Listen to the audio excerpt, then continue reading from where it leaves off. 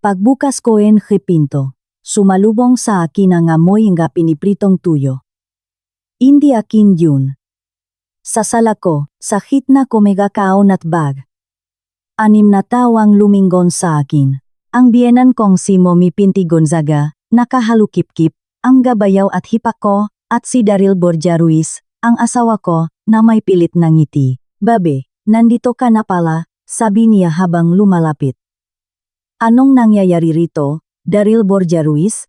Tanong ko nang hindi binibitawan ang bag ko. Isa itong sorpresa. Nandito ang pamilya para tumira muna ng ilang panahon. Ang saya, di ba, maligayang pagdating sa aming channel. Bago tayo magsimula, mangyaring ipaalam kung saan kayo nanonood. Gusto talaga naming malaman. Sana ay magustuhan ninyo ang pakikinig sa nakakawiling kwentong ito. Lumingalinga ako. Ang sofa ay puno nga damit. Isang malaking maleta ang nakaharang sa balkonahe. Parang may bumaksak sa tiyan ko. Lumapit si Mommy Pinti Gonzaga. Hinalikan niya ako sa pisngi. Napakatapang ang pabango niya. Zainab Harake, anak. Napakabigat ang linggong ito para sa amin. Mabuti na lang at may matutuluyan kami. Daryl Borja Ruiz. Napakabait. Matutuluyan. Pakuulit ko. Siyempre. Patuloy ni Mommy Pinti Gonzaga. Sa sobrang mahal ang mabilihin ngayon, kinausap namin si Daryl Borja Ruiz at ito ang pinakamabuti, ang makakasama ang pamilya, para makatulungan.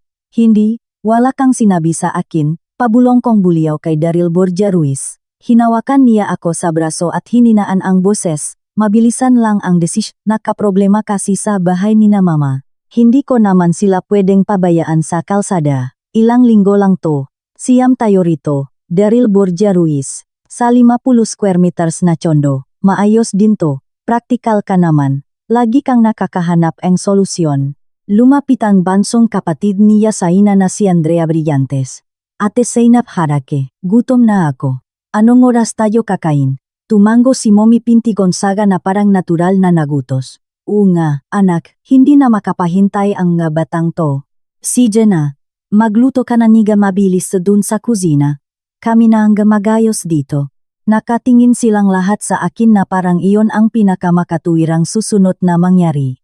Ang umuwi sa bahay pagkatapos ng 10 oras na trabaho at pakainin ang 9 na tao. Tinapik ako ni Daryl Borja Ruiz sa likod. Salamat Bab, ikaw na the best. Naglakat ako papuntang kusina na parang robot. Kalahati lang ang laman ng ref. Nilabas ko ang lahat ng pwede. Pancit canton, isang latang corned beef, kamatis.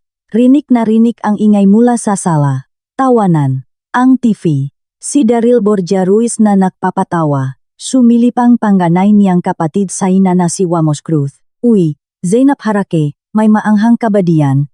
Gusto kasi ni mama ang may sili. Wala, matipid kong sagot. Sayang, bukas kailangan nating bumili. Kinuha ko ang kutsilyo para mahiwa ang bawang. Bahagyang nanginginig ang kamay ko. Hindi ito dahil sa pagod, iba ito. Isang malamig at malinaw na bigat sa dibdib. Narinig ko si Mommy Pinti Gonzaga sa sala.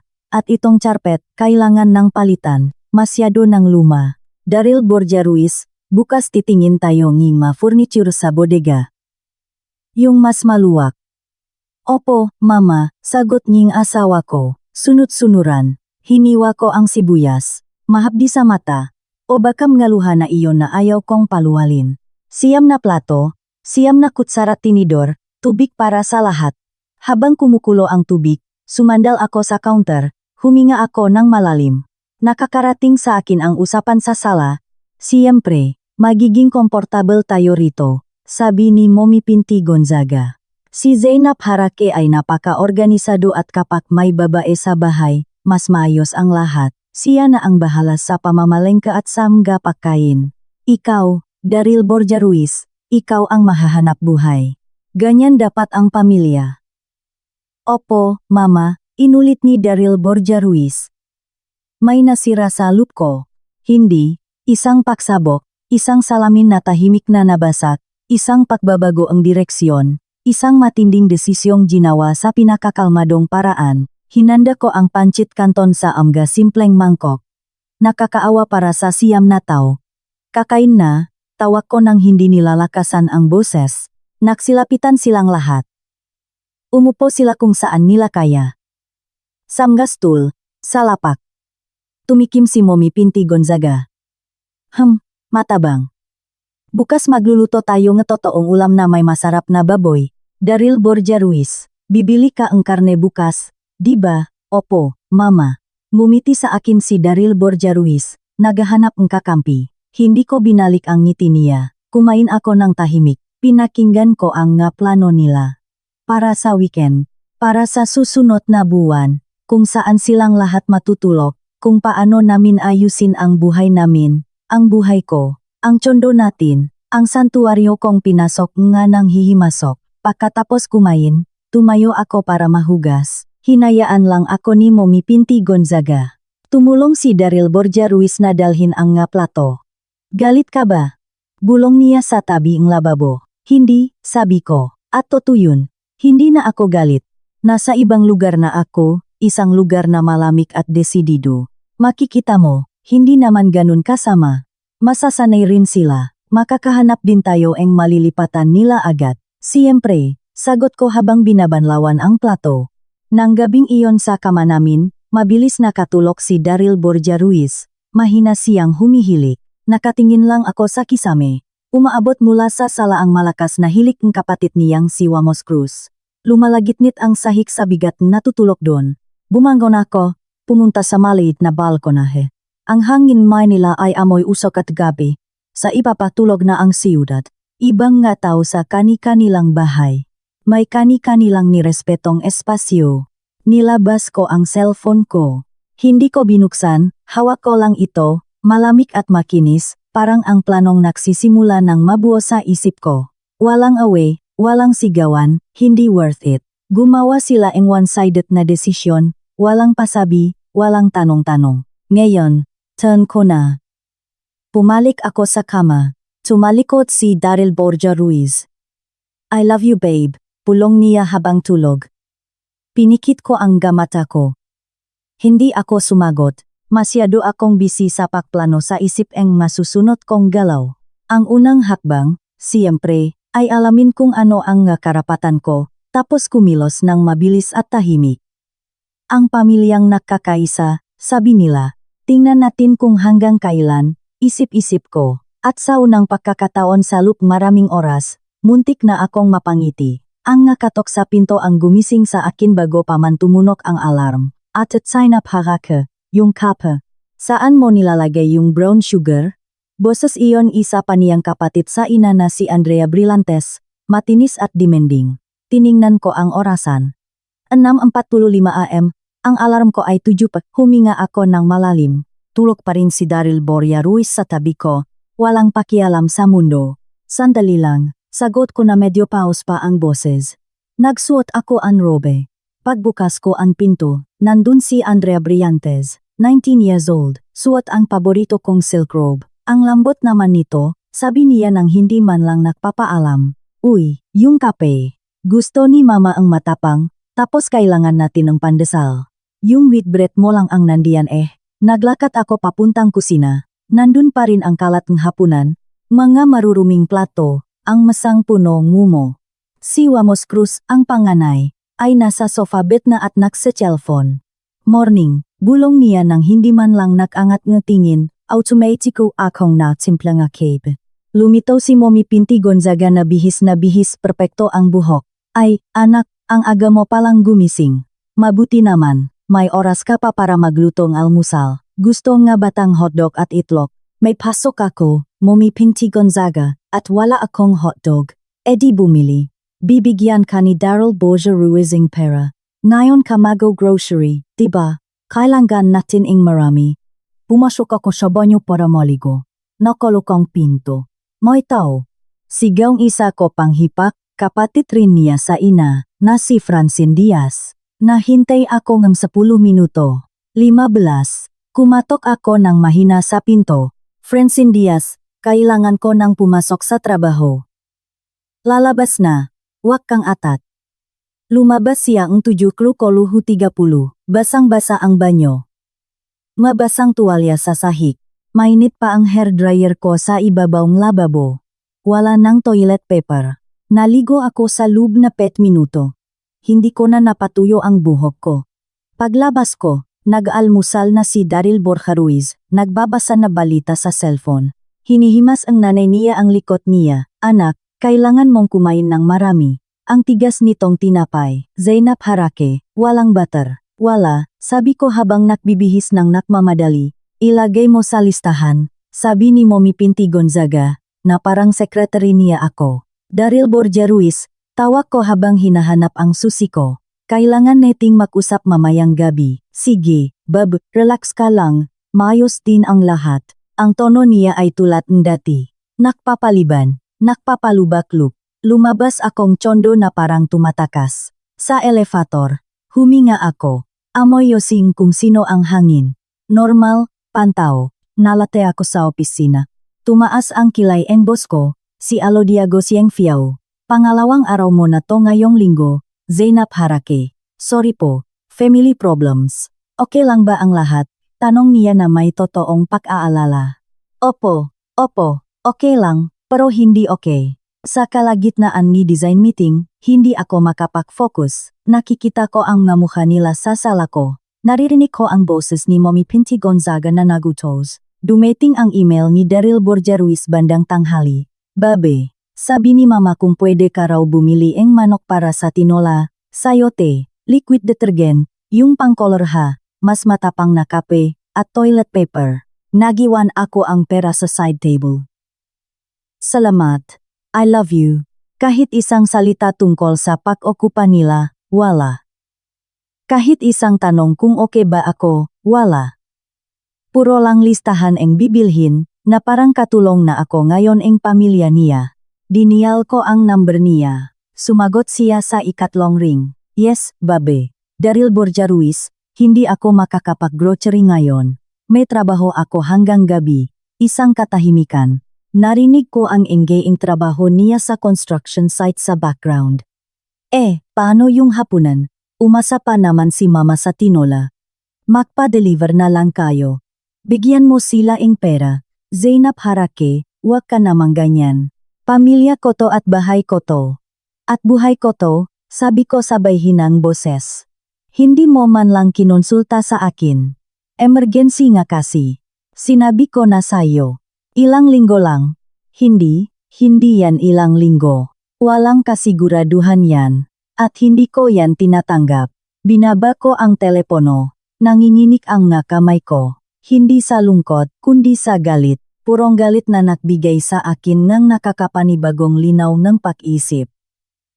Nung lunch break, hindi ako sumama sa mga katrabaho ko. Naiwan ako sa desko, binuksan ang browser, nag-search tungkol sa mga karapatan sa ari-arian, paano paalisin ang mga bisita, at paano legal na palayasin ang mga kamag-anak sa bahay mo sa Pilipinas. Nagbasa ako, natuto ako. Kung hindi sila mga umupa, kung walang kontrata, sila ay mga squatter sa mas malambot na legal na termino. Pwedeng umaksyon ang pulisya o barangay kung hihilingin ang may-ari. Pero delikadong proseso ito. Ang pinakamabuti, isang formal na written notice, tapos palitan ang nga susi. Kung tumanggi silang umalis, tumawag ng pulis. Bumilis ang tibok nga puso ko. Yun na nga, kailangan ko ang notice, mga saksi, at palitan ang nga kandado. Ngumiti ako sa unang pagkakataon matapos ang ilang araw. May plano na ako. Paglabasing trabaho, dumaan ako sa isang bookstore. Bumili ako ng maliit na hardbound notebook at isang sobre. Tapos pumunta ako sa isang tahimik na kapehan, umorder ng kape, at sumulat gamit ang malinaw at mariing letra sa unang pahina. Tala mga pangyayari. Ika, 10 Abril 2020. Mga hindi imbitadong bisita sa sariling tahanan, at nagsimula akong isulat ang lahat. Ang pagdating ng walang pasabi, ang pagdedeman ng hapunan, ang pag-okupa sa mga espasyo, ang grocery list na pinadala ng asawa ko. Bawat detalye ay ebidensya ko. Pagkatapos, sa isang hiwalay na papel, gumawa akong draft, notice of eviction. Ipinapaalam sa mga sumusunod na individual na hindi sila mga autorisadong residente sa property na ito. Emega Pangalan, Mommy Pinti Gonzaga, Wamos Cruz, Francine Diaz, Andrea Brillantes, ang dalawang malilit na bata. at may bikik sa lalamunan, idinagdak ko. Daryl Borja Ruiz, asawa. Kung hindi siya kakampi sa akin, isa na rin siya sa kanila. Tinago ko ang notebook sa bag ko, nagbayad ng kape, nilanghap ang hangin ng hapon. Sa unang pagkakataon, pakiramdam ko inababawi ko ang kontrol. Pagdating sa bahay, mas malala pa ang eksena. Nakasampay sa mga furnitur ko ang nga damit nila. Amoy mantika at isda, at sa gitna ng sala, si Mommy Pinti Gonzaga, may nakabukang blueprint mula sa IKEA sa ibabaw ng center table. Zainab Harake, saktong-sakto. Tingnan mo, naisip ko na pwede nating gibayin tong pader na to. Palalakihin natin ang sala tapos hatiin natin ang plywood yung kwarto ng mabata. Sabi ni Daryl Borja Ruiz, kaya raw nilang gawin magkakapatid yung renovation. Natigilan ako sa may pinto. Nakaupo si Daryl Borja Ruiz sa tabi niya at tumatango. Gibain ang pader. Kalmado kong tanong, anak. Hardy flex lang naman, hindi semento. Para mas makasya tayo. Abang naghahanap tayo mas malaking bahay. Mas magiging komportable to. Tiningnan ko si Daryl Borja Ruiz. Sa ngayong kabarito, nakibit balikat siya. Nailang sa ilalim ang tingin ng nanay niya. Kumbaga, kung temporary lang naman at mas lalaki ang space, bakit hindi? Dahil bahay ko to, sabi ko. At lumingon silang lahat sa akin. Flat lang ang tono ko, hindi sumisigaw. Dahil hindi kayo welcome dito. Dahil hindi ito temporary. At dahil walang kahit sinong gigiba ang kahit anong pader. Binalot ang nakakailang nakatahimikan ang kwarto. Si Mommy Pinti Gonzaga ang unang nakriak. Tumawa siya ang pagak. Naku, Zainab Harake, masyado ka lang ninenerbiyos. Nai-stress ka sa trabaho. Daryl Borja Ruiz, kausapin mo nga yung asawa mo, sabihin mo sa kanya na pamilya ang dapat mauna at ikaw ang nasusunod dito. Tumayo si Daryl Borja Ruiz at lumapit sa akin, Zainab Harake, please, wag ka namang gumawang eksena. Gusto lang tumulong ni mama, hindi ko kailangan ng tulong niya. Kailangan kong maibalik ang bahay ko. Kailangan kong maibalik ang buhay ko. Nagsalita si Wamos Cruz mula sa sofa nang hindi inaalis ang tingin sa cellphone. Ang oa naman. Pamilya lang na dumadaan sa hirap Ikaw na may magandang trabaho, sana mas may awa ka. Awa, ang magic word, ang ultimate na sandata. Tiningnan ko ang sarili ko mula sa labas, isang makasariling babaeng pinagkakaitan ang masisilungan ang pamilya ng asawa niya. Ganyan nila ako ilalarawan. Tumalikot ako, pumunta sa kwarto namin.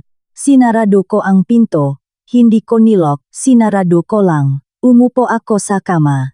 Naririnig ko ang mahinang bulungan sa sala. Ang boses ni Mommy Pinti Gonzaga, nagpaplano, kay Daryl Borja Ruiz na sinusubukang pakalmahin siya. Nilabas ko ang notebook sa bag at sa ilalim na petsa ngayon, sinulat ko, pagtatangkang baguhin ang istruktura ng bahay nang walang pahintulot ko. Mungkahi nagibayin ang pader, kakutsaba ang asawa. Itinatanggi ang bigat ng pag-okupa. Gumagamit ni emosyonal na argumento, pamilya at hirap sa buhay, para bigyang katwiran ang walang hanggang pag-okupa.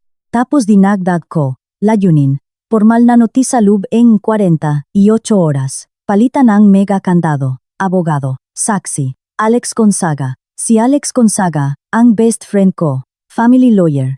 Hindi sa property, pero alam niya kung kanino lalapit. Binuksan ko ang phone ko. Nag-text ako sa kanya. Alex Gonzaga, absolute emergency. Breakfast tayo bukas ng maga. Kailangan ko ang real estate, eviction lawyer. Magaling at walang awa. At maging saksi sa isang bagay. Pwede ka ba? Tumiting ang sagot sa luban ilang segundo. Zainab Harake, anong nangyari? Oo naman. Ayam sa dati nating kapehan. Magdala ka ang asukal, parang matindi to, ngumiti ako. Ang isang plano ay nangangailangan ng team. Kahit one-woman team pa yan. May kumatok sa pinto. Zainab Harake, boses ni Daryl Borja Ruiz. Lumabas ka please.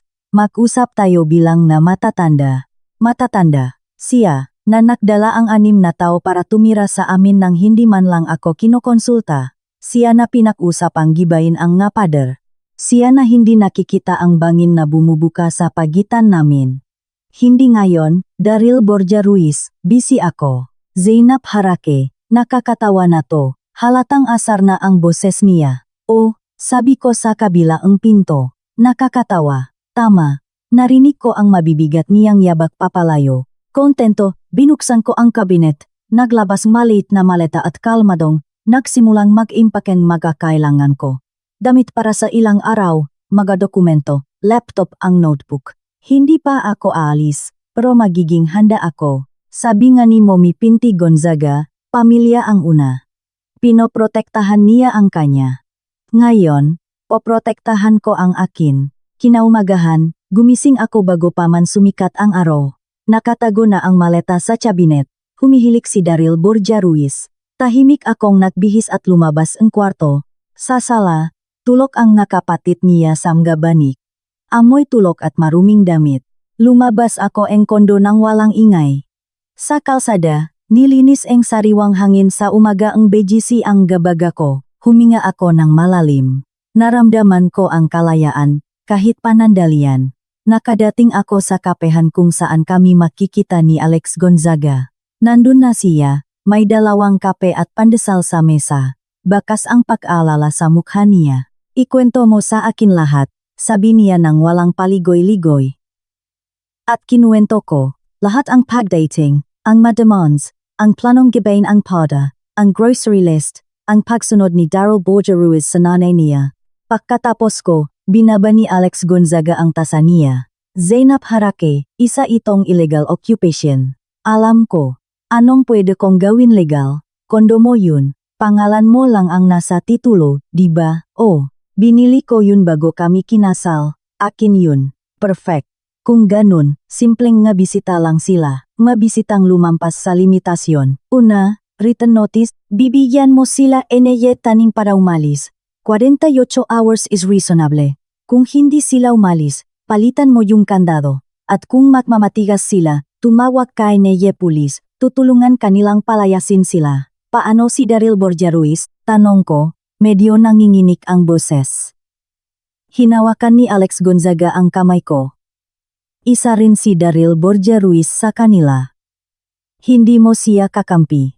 Naging infather din siya nung nagdala siya ang 6 na taon nang hindi nagtatanong sayo. I'm sorry bes, tumango ako. Tama siya. Ang sakit ay parang malamig na tinik sa dibdib, pero mas matimbang ang kalinawan. Kailangan kong locksmith at saksi. Kung pwede ka, saksi, pero sa pagpapalayas, mas maganda kung may pulis. Pwede akong sumama sa araw na ibibigay mo yung notice. At may kilala ako, isang specialist lawyer, si Ati. Jose Manuel Diokno, isa siyang pating. Tutulungan kaniya sa sulat. Sinulat ko ang number. Uminom akong kape. May konkretong plano na ako. Mahakbang. Hindi na lang ito galit, isa na itong diskarte. Salamat. Alex Gonzaga, huwag kang magpasalamat sa akin, gawin mo lang, at kapag sumabok na to, pumunta ka sa bahay ko. Ready na yung sofa bed, ngumiti ako. Sa totoo lang, umaapaw ang pasasalamat sa lalamunan ko. Pagbalik ko sa Chondo, napakagulo ang eksena. Sumisigaw si Mommy Pinti Gonzaga sa kusina. Walang juice. Nakalimutan na naman ni Zainab Harake. Daryl Borja Ruiz, hindi pwede to. Tiningnan ako ni Daryl Borja Ruiz nang masama pagpasok ko. Saan ka galing? Ilang araw ka nang kakaiba. Nagtrabaho, sabi ko habang sinasabit ang jacket ko. Eng 7 nga umaga? Minsan kapag hindi na matirhan yung bahay mo. Lumabas si Mommy Pinti Gonzaga sa kusina. Nandiyan ka na pala. Tingnan mo, gusto kong ikaw ang mag-grocery ngayon. Nasa ref yung listahan. At dumaan ka sa botika. Kailangan ko ang maintenance meds ko. Tiningnan ko siyang maigi, hindi nang may galit, kundi may pagtataka. Parang isang scientist na inoobserbahan ang isang kakaibang insect. Hindi ako mag-grocery, Mommy Pinti Gonzaga, at hindi rin ako pupunta sa botika. May trabaho ako. Naiwang nakanganga siya. Sumingit si Daryl Borja Ruiz. Zainab Harake, please, wag mo nang simulan. Hindi ako nagsimula ng kahit ano, Daryl Borja Ruiz. Ikaw ang nagsimula nito, ako lang ang tatapos. Bumaksak ang salita ko sa kwarto na parang nga bato. Napabuntong hininga si Wamos Cruz mula sa sofa. Ang arte. Mamimili lang naman. Hindi, sabi ko habang nakatingin din sa kanya. Hindi lang ito pamimili, ito ang oras ko, espasyo ko, kapayapaan ko. Kinuha niyo ito at tapos na. Kinuha ko ang bag ko at naglakad papuntang pinto. Hinawakan ako ni Daryl Borgia Ruiz sa braso. Saan ka pupunta? Hindi pa tayo tapos mag-usap. Mahigpit ang hawak niya. Pumiglas ako ng malakas. Huwag mo akong hahawakan. At tapos na tayo. Tapos na kayong lahat. Lumabas ako, narinig kong isinisigaw niya ang pangalan ko. Hindi ako lumingon. Sa opisina, tinawagan ko ang abogadong si Ati. Jose Manuel Diokno. Ipinag-book ako ang secretary. Niya ang appointment para sa hapon ring iyon. 1:00 PM nang lumabas ako gamit ang excuse na may client meeting. Ang opisina niya ay nasa modernong building sa Makati malamig. Isa siyang lalaking nasa Fimopulos, may salamin, at walang gusot ang suit. Kinuwento na sa akin ni Alex Gonzaga ang sitwasyon mo, sabi niya pagkatapos ang pagpapakilala. Nakakalungkot, pero karaniwan. Ang magandang balita, nasa panik mo ang batas. Ang masamang balita, magiging mahirap ito emosyonal. Handa na po ako. Mabuti. Una, ang notice, ako ang magsusulat. Kailangan itong ibigay ng personal na may saksi, o ipadala via registered mail. Mas mabilis kung may saksi. Bigyan mo sila ng 48 hours. Kung hindi sila aalis, palitan mo ang kandado. Irerekomenda ko ang isang mapakakatiwalaang locksmith. Sa araw ng pagpapalit ng kandado, siguraduhing may presensya ng mga pulis. Pwede kang tumawag sa 911 at ipaliwanag ang sitwasyon. Pupunta sila. Karapatan mo iyan bilang may-ari. At kung tumanggi silang tanggapin ang notice, iwanan mo ito sa isang nakikitang lugar sa lupong bahay at videohan mo gamit ang cellphone mo bilang ebidensya. O gamitin mo ang saksi mo. Sapat na yun. Tumango ako. Malinaw ang lahat. Metodikal. Paano kung maging marahas ang asawa ko? Seryoso akong tiningnan ni Ati. Jose Manuel Diokno. Kung ganun, tumawag agading pulis at humingiing protection order, pero sana hindi umabot dun. Karaniwan, kapag nakita nila ang notice at ang locksmith, karamihan ay sumusuko na. Pumirma ako ang special power of attorney para makakilos siya sa anggalan ko. Nagbigay ako ang down payment. Lumabas ako ang opisina bitbit ang isang folder. Sa loob, may 3 kopya ang notice. Tig-isa ang mega matatanda, Mommy Pinti Gonzaga, Wamos Cruz, Daryl Borgia Ruiz, at isa sa akin. Ang teksto ay malamig, formal. Notice to vacate. Ikaw ay kasalukuyang nasa property na matatagpuan sa nang walang express consent ang may-ari na si Zainab Harake. Binibigyan ka ang 48 oras upang voluntaryong lisanin ang property. Paglipas ang ganasabing palugit, papalitan ang mega kandado, at kung may paglaban, hilingin ang interbensyon ng mega autoridad. Mabibigat na salita. Pinal. Sa kalsada, tiningnan ko ang cellphone ko. Maraming missed calls mula kay Daryl Borgia Ruiz. Isang text. Nasaan ka? Kailangan nating mag-usap. Hindi pwedeng ganito. Tama siya. Hindi pwedeng ganito. Nagdesisyon akong hindi na bumalik sa opisina. Pumunta ako sa isang public library. Umupo ako sa isang tahimik na mesa. Nilabas ko ang notebook. Sinulat ko lahat ang napag-usapan namin na abogado. Ang nga hakbang, ang nga number, ang locksmith na nirekomenda ni Ati. Diokno na si Rendon Labador. Tinawagan ko siya at nag-setting appointment pagaran ing 2 araw, 10 AM tapos nag-text ako kay Alex Gonzaga. Tapos na sa lawyer. Malinaw ang lahat. Bukas ang notice, pagpapalit ng kandado sa Makalawa ang 10 AM. Pwede ka bang pumunta ng 9:30 AM bilang saksi? Agad siyang sumagot. Nandun ako. May kasamang moral support. Ngumiti ako. Hindi ako nag-isa. Nagpalipas ako ng hapon sa labas. Naglakad-lakad ako sa poblasyon. Umupo ako sa isang cafe. Pinanood ang ganormal na tao na may ganormal na buhay. Naalala ko noong ang buhay namin ni Daryl Borgia Ruiz ay ganito. Simple, amin lang. Kailan nagbago? Baka hindi nagbago. Baka ganito na talaga siya dati pa. Sunod-sunuran sa pamilya niya. At ako lang ang bulak. Pagsapit ang gabi, alam kong kailangan ko nang umuwi. Kailangan ko ang mas marami pang ebidensya, at kailangan kong umaktong normal para hindi sila mahinala. Pagbukas ko ang pinto, halos nakakatawa ang eksena sa sobrang patetik. Namamalansa si Mommy Pinti Gonzaga sa sala, akin ang plantsa. Mege damit nege mege anak niya ang pinaplantsa. Naglalaro sina Daryl Borja Ruiz at Wamos Cruz sa pespet. Nanonood ng TV ng malakas ang mga bata. Hi, sabi ko sabay sabit ang jacket. Walang sumagot. Si Mommy Pinti Gonzaga lang ang lumingon. Ah, nandito ka na. May munggo sa kaldero. Kami na ang nagluto tutal wala ka naman. Busog ako, sabi ko at dumiretso sa kwarto. Sumunod si Daryl Borja Ruiz. Sinarado niya ang pinto. Ipapaliwanag mo ba kung anong nangyayari? 2 araw ka nang nawawala. Trabaho, Daryl Borja Ruiz. May mga bills tayong kailangang bayaran, hindi namang fair yang. Nagtatrabaho rin ako. At ginagastos mo ang pera mo para buhayin ang 6 na ekstrang tao. Pero itong bahay, ang mortgage, ang mga bills, ako ang nagbabayad. Ako lang. Natahimik siya. Below the belt ang sinabi ko at alam niya yun. Pamilya ko sila, mahinang sabi niya sa huli. At asawa mo ako. Mukhang kailangan mong pumili. Tumigas ang tingin niya, wag mo akong bigyan ng ultimatum, Zainab Harake. Hindi to ultimatum, fact ito. Sila o ako.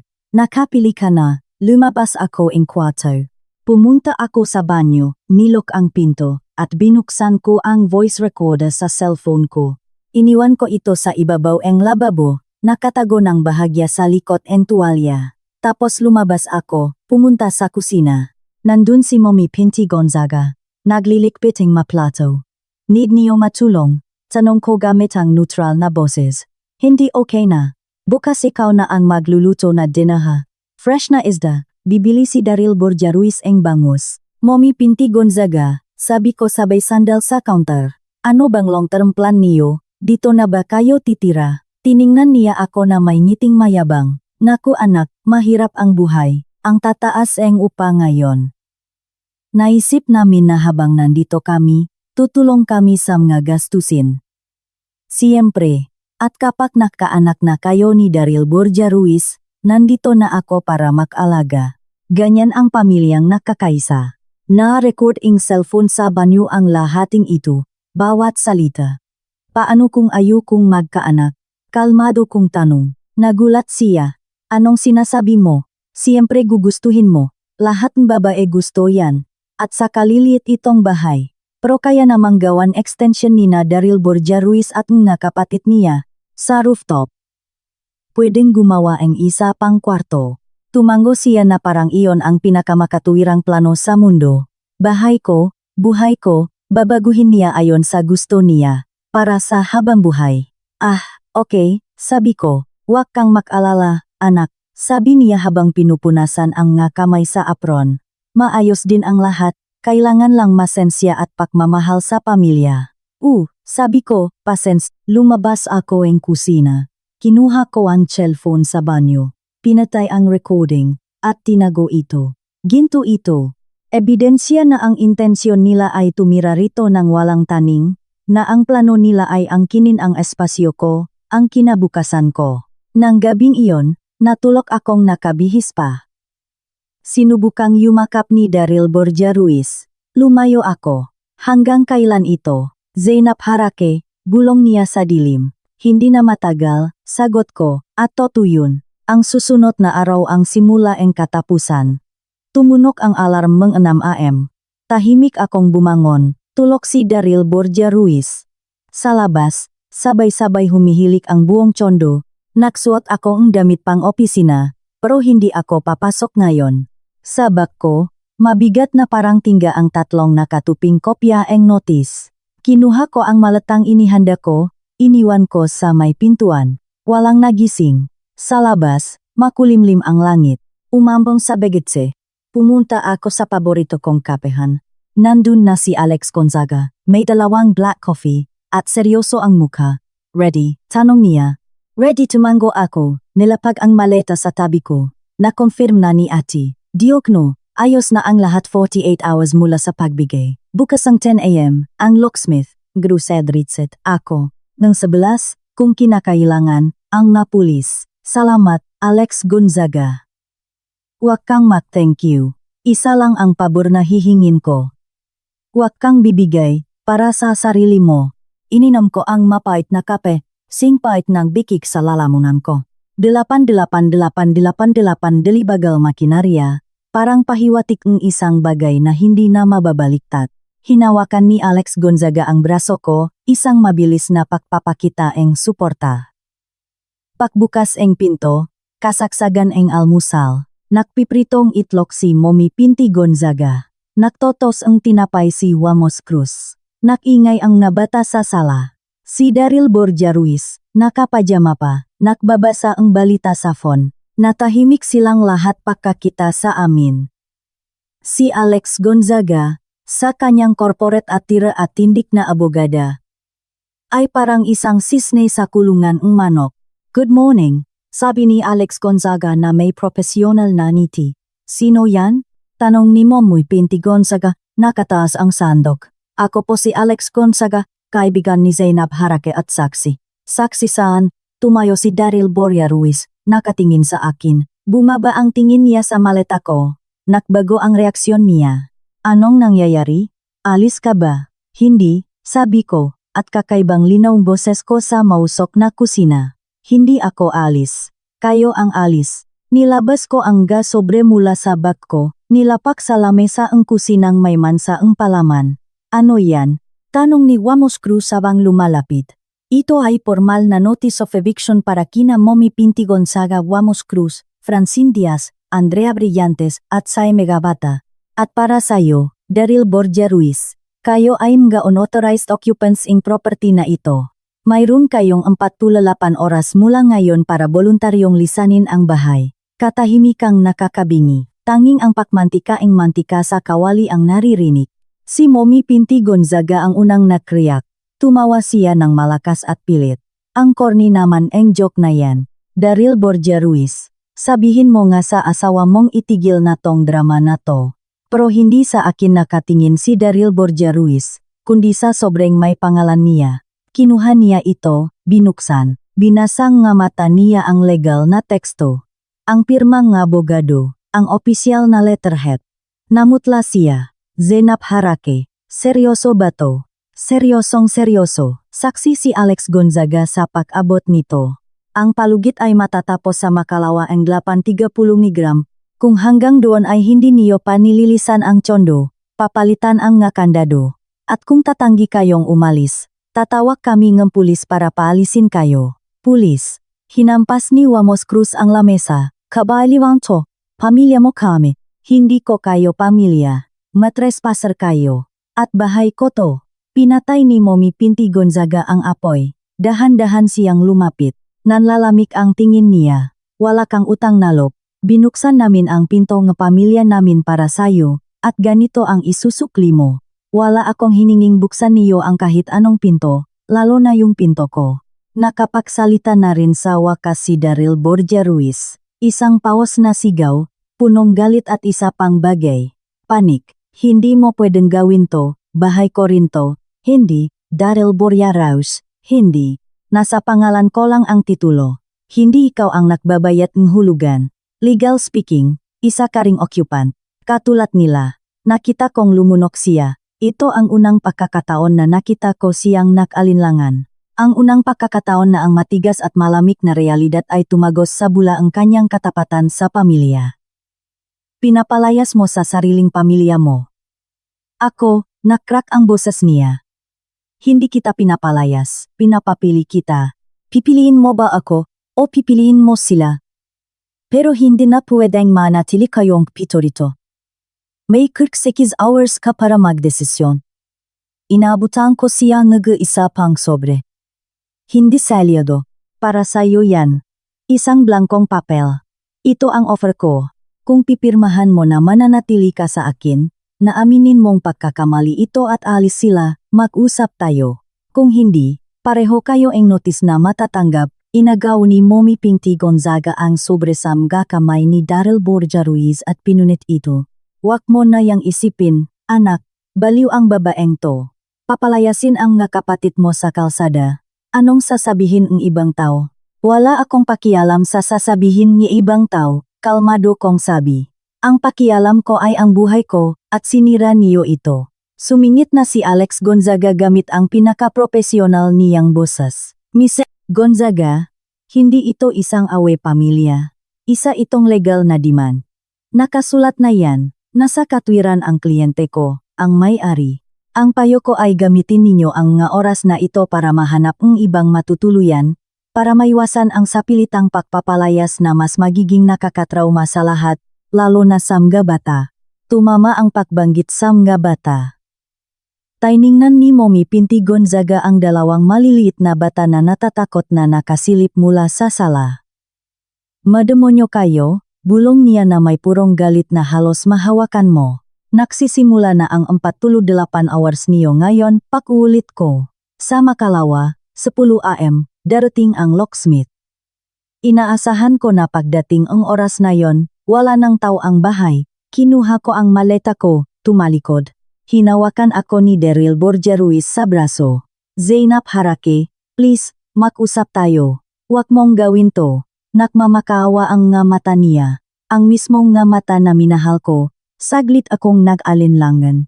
Saglit kong nakita ang lalaking pinakasalan ko, hindi ang estrangherong nasa harap ko. Pero lumingon ako sa likod niya, sa nanay niyang nakahalukip-kip, sa kapatid niyang nakakuyom pa rin ang kamao, sa kusinang puno nga gamit nila, ngang kalat nila, ngang panghihimasok nila. Nakapag-usap na tayo. Daryl Borja Ruiz, hindi ka nakinig. Ngayon, pakinggan mo ito. May 48 hours ka. Binitawan niya ako. Bumaksak ang mahina niyang kamay. Parang nakikita kong may tuluyang nasira para sa habang buhay. Walang ingay, tanging malalim na katahimikan lang na binasak ng pigil na pahikbi ang isa kong hipak. Lumabas kami ni Alex Gonzaga. Sinarado ko ang pinto sa likod ko. Hindi ko narinig na bumaksak ito. Tanging ang pinal na click lang ang kandado. Sa elevator, nanginginig ang nga binti ko. Sumandal ako sa pader. Okay ka lang? Tanong ni Alex Gonzaga. Hindi. Hindi ko alam. Ang galing mo doon, firm malinaw. Sinira ko ang kasal ko. Hindi, sila ang sumira. Pinulot mo lang ang nga piraso at lumayo sa bubok. Lumabas kami sa kalsada. Tumigil na ang ambon. Amoy basang semento ang hangin.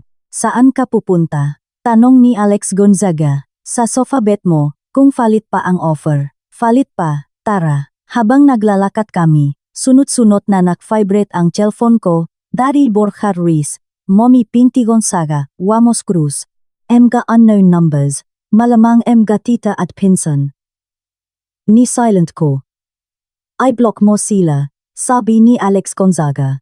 Kahit ngayon lang, ayokong malaman kung ano ang sinasabi nila. Gusto kong malaman kung hanggang saan ang kaya nilang gawin. Tumunok ulit, si Daryl Borja Ruiz. Sinagot ko, Zainab Harake, for God's sake. Bumalik ka, mag-usap tayo. Kabaliwan to, nasaan ka? Hindi ako babalik hanggat hindi kayo umaalis. Malinaw ang kondisyon, Daryl Borja Ruiz. Pamilya ko sila, hindi ko sila pwedeng palayasin sa kalsada. Edi sumama ka sa kanila, pero ibalik niyo ang bahay ko. Bahay natin to, hindi na. Goodbye Daryl Borja Ruiz. Binaba ko ang telepono. Blinok ko ang number niya, tapos kay Mommy Pinti Gonzaga. Tapos lahat ang tumatawag sa akin. Naging tahimik ang cellphone ko. Kakaibang katahimikan, nakakatakot pero nakakapagpalaya. Sa tsondo ni Alex Gonzaga sa BGC, mayos at kalmado ang lahat. Malaking sofa, malinis na kumot. Katahimikan. Anong kailangan mo? Tanong niya. Isang matapang na kape at pwede bang makigamit nga printer? Kailangan kong mag-email sa boss ko. Family emergency. Hindi muna ako papasok nga ilang araw. Done. Habang nakakape si Alex Gonzaga, umupo ako sa sofa niya. Binuksan ang email ko.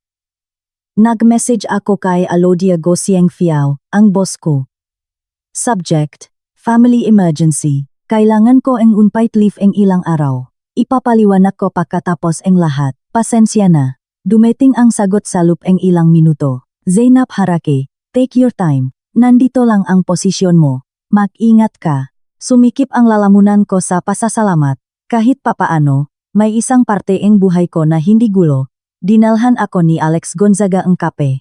Naupo kami ng tahimik sandali. Ano sa tingin mo ang gagawin nila? Tanong niya sa wakas. Hindi ko alam.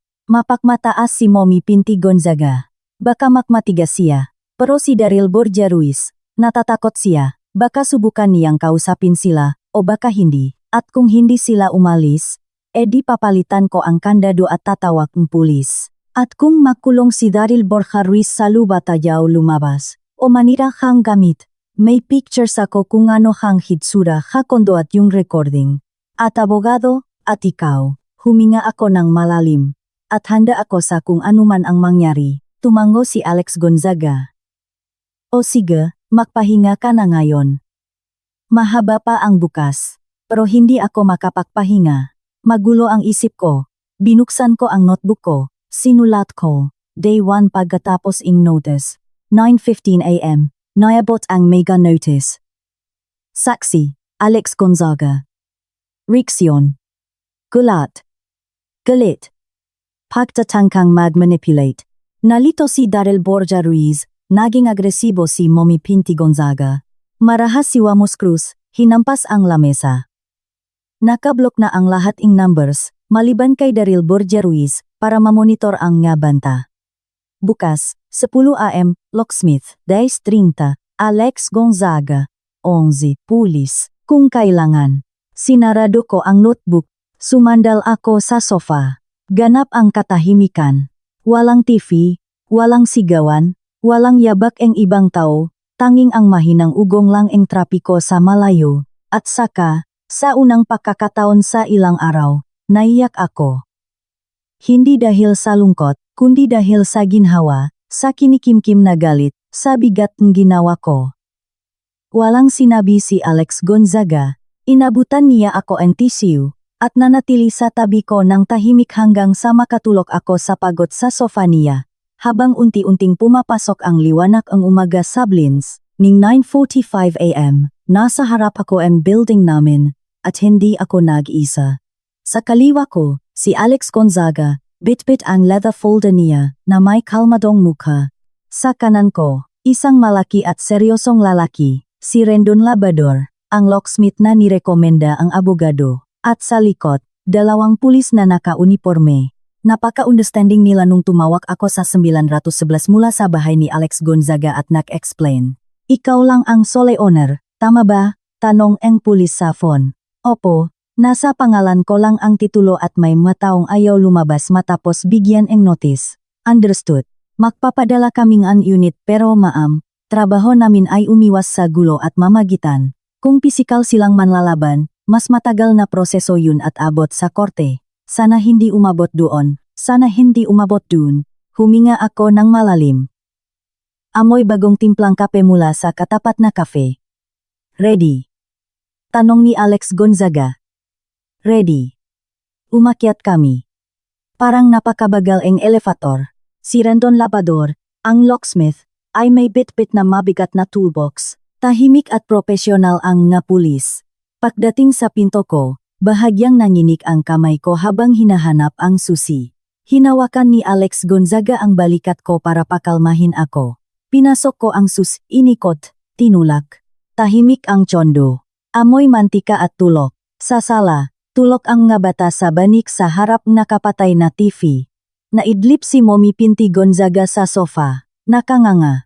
Humihilik si Wamos Cruz sa isang upuan. Wala si Daryl Borgia Ruiz. Malamang nasa kwarto namin. Ang pagpasok namin na apat ay lumikha ng mahinang tunog. Nagising bigla si Wamos Cruz. Kumurap-kurap sa pakalito. Ano? Dumilat si Mommy Pinti Gonzaga. Naningkit ang mata na tumitik sa akin. Tapos sa mga pulis, nagbago ang reaksyon niya mula sa pagkagulat papunta sa hindi maitanya sa at pagkatapos ay sa matinding galit salop lamang ang ilang segundo. Ano ang ibig sabihin nito? Sabi niya sabay tayo. Puno ngang kamandak ang boses niya. Ibig sabihin, tapos na ang oras niyo, sabi ko. Hindi nanginig ang boses ko. Malinaw at malamig ito sa gitna ngang sala. Kailangan niyo nang umalis ngayon. Napatalon pa tayo si Wamos Cruz. Nagdala ka ang pulis. Baliw ka ba? Umabante ang 2 pulis. Nagsalita ng kalmado ang lalaking pulis, nga nasa 40 na. Nga sir, Ma'am, good morning. Kami po ay mula sa PNP. Ang ginang na ito ang may-ari ng property at humingi ang presensya namin para maiwasan ang gulo habang kayo ay kusang umaalis. Kailangan niyo nang kunin ang mga gamit niyo at lisanin ang bahay. Paalisin. Sigaw ni Mommy Pinti Gonzaga. Bahay tong anak ko. Hindi po, ma'am, singit ni Alex Gonzaga gamit ang kanyang pinaka-profesional na tono. Bahay ito ng kliyente ko, si Zainab Harake. Patunay dito ang titulo, nakatanggap kayo ng formal na notice na may 48 hours allowance. Tapos na ang palugit. Ang ingay ay nakpagising sa mga bata na nagsimulang umiyak. Tumakbo palabas ang kwarto sina Francine Diaz at Andrea Brillantes, mukhang inaantok at takot. Lumitaw rin sa wakas si Daryl Borgia Ruiz sa pinto ng kwarto. Naka-boxers at t-shirt lang siya. Ang mata niyang mukto ay nakita ako, ang pulis, ang locksmith. Parang sampal na tumama sa kanya ang realidad. Zainab Harake, hindi, bulong niya. Oh, Daryl Borgia Ruiz, oras na. Ikaw at ang pamilya mo ay kailangan ng umalis ngayon. Hindi kami aalis, sigaw ni Mommy Pinti Gonzaga sabay harang sa harap ng pulis. Kidnapping ito. Pagnanakaw, tumawag kayo ang media. Ipatawag ang TV. Bumuntong hininga ang pulis na parang 1,000 beses na niyang nakita ang ganitong eksena. Ma'am, please, kumalma kayo. Huwag kayong sumigaw. Legal na proseso po ito. Kung hindi kayo kusang aalis, mapipilitan kaming paalisin kayo ng sapilitan. At ibig sabihin nun, lalabas kayo rito na suot lang kung ano ang nasa katawan niyo. Iminumungkahi kong makipagtulungan na lang kayo at kunin ang inyong magamit. Nga gamit nila. Lumapit ng palaban si Juamos Cruz kay Rendon Labrador. Sino ka ba? Siga ka. Ako ang locksmith, sabi ni Rendon Labrador gamit ang nakakagulat na kalmadong boses para sa laki niya. At sa sandaling lumabas kayo, papalitan ko ang kandado para hindi na kayo makapasok ulit ng walang permiso may-ari. Parang ang salitang papalitan ko ang kandado ay isang spell na bumasak sa huling pader ng pagtanggi. Napasandal si Daryl Borgia Ruiz sa hamba ng pinto. Nagsimulang umiyak si Francine Diaz, niyakap ni Andrea Brillantes ang malilit na kapatid. Paano ka naging ganito kasama? Bulong ni Daryl Borgia Ruiz na nakatingin sa akin na parang hindi niya ako kilala. Pagkatapos ang lahat, pagkatapos ang 7 taon, ang tanong, Daryl Borgia Ruiz, paano mo nagawang maging ganyan? Sagot ko habang nilalabas sa bag ko ang kopya ang titulo at deed of sale. Paano mong nagawang magdala ang 6 na tao sa bahay ko, sa buhay natin, nang hindi nagtatanong sa akin? Hindi ito kasamaan. Ito ay consequence. Pinakita ko ang papel sa mga pulis. Tiningnan ito ang babaeng pulis at tumango. Siya ang may-ari. Tapos ang usapan. Nakatira dito ang anak ko. Sigaw ni Mommy Pinti Gonzaga sabay hila sa braso ni Daryl Borgia Ruiz. May karapatan siya. Bilang kasama sa bahay, na walang titulo, may karapatan siya sa palugit na ibinigay na, matiyagang sabi ni Alex Gonzaga. At tapos na ito, ngayon, kunin niyo na ang gamit niyo, o tutulungan kayo ng mga pulis na lumabas. Nagkaroon ng tensyonadong katahimikan, puno ng galit at desperasyon. Parang susugurin ni Juamos Cruz si Rendon Labrador, nakabang ang nga pulis. Si Daryl Borgia Ruiz ang bumasak sa katahimikan. Gamit ang basak na boses, sinabi niya, Mama, tama na. Napatingin kaming lahat sa kanya, may luha siya sa mga mata. Daryl Borgia Ruiz, hindi, pagmamakawa ni Mommy Pinti Gonzaga. Tumahimik na kayo. Sigaw niya. At napakagulat nga sigaw na iyon kaya napaurong kahit si Mommy Pinti Gonzaga. Tumahimik kayong lahat. Hindi niyo ba nakikita? Nanalo na siya. Pinalayas na niya tayo. At tama siya, hindi to bahay niya. Kanya to. Tinuro niya ang tsondo gamit ang malungkot na kumpas. Pinili. Pinili kita. Mama. Pinili ko kayong lahat at natalo ako. Sige na, maglikpit na kayo. Aalis na tayo. Ang salita niyang puno ng pagkatalo ay mas epektibo kaysa sa anumang banta ang pulis. Napabagsak si Mommy Pinti Gonzaga sa sofa, tahimik na umiyak. Nakmura ng mahina si Juamos Cruz. pero tumalikot at nagsimulang ihagis ang nga gamit niya sa backpack. Sina Francine Diaz at Andrea Brillantes ay umiyak na naglikpiting madamiting mabata. Ang sumunod na 40 minuto ay parang panaginip. Nagmamasid ang megapulis, pasensyoso pero alerto sa pinto. Si Rendon Lavador, ang locksmith, ay naghihintay sa hallway kasama ang toolbox niya. Kasama ko si Alex Gonzaga na nagsusulat sa notebook niya, at pinanut ko habang ang pamilyang nang himasok sa buhay ko ay inaalis ito brick by brick. Mga maleta, plastic bags, shoeboxes, ang folding bed, walang tigil sa pakiyak ang nahipak ko. Ang nga bata, takot, ay nagtatanong kung saan sila pupunta. Walang sumasagot sa kanila. Si Mommy Pinti Gonzaga ang huling naglikpit. Ginawa niya ito ng napakabagal, kinamumuhian ako sa bawat galaw niya. Nang matapos siya, tumayo siya sa harap ko, mukto ang mukha niya sa pakiyak, pero kasing lamig ni yelo ang nga mata niya. Wala kang puso. Hindi ka kailanman naging parte ng pamilyang ito, at hindi kailanman magiging. Mabubulok kang mag-isa sa walang lamang bahay na ito at pagsisisihan mo. Goodbye, Mommy Pinti Gonzaga, sabi ko nang hindi umiwas ang tingin. Dumura siya sa paanan ko, literal, isang dura na bumaksak sa sahig na kahoy na daang beses ko nang nilinis, netsensa ang pulis, pero hindi ako natinay. Tiningnan ko lang ang basa sa sahig at tapos ay siya. Linisin mo, matigas na utos ang lalaking pulis. Ngumiwi si Mommy Pinti Gonzaga, pero sa ilalim ang tingin ang pulis. Naglabas siya ang panyo at nakaluhot na nilinis ang sarili niyang dura. Iyon ang huling kahihiyan niya. Tapos kinuha niya ang bag niya at lumabas nang hindi lumilingon. Unti-unting nawalan ang tao ang kondo. Sa huli, si Daryl Borja Ruiz na lang ang naiwan. Nilagay niya ang gamit niya sa isang maleta at jimbak. Tumayo siya sa gitna ng sala, na ngayon ay kakaibang luwag at gulo. Puno ng mega tira-tira ng pamilya niya. Isang medyas, isang magazine, isang basong walang laman. Tiningnan niya ako.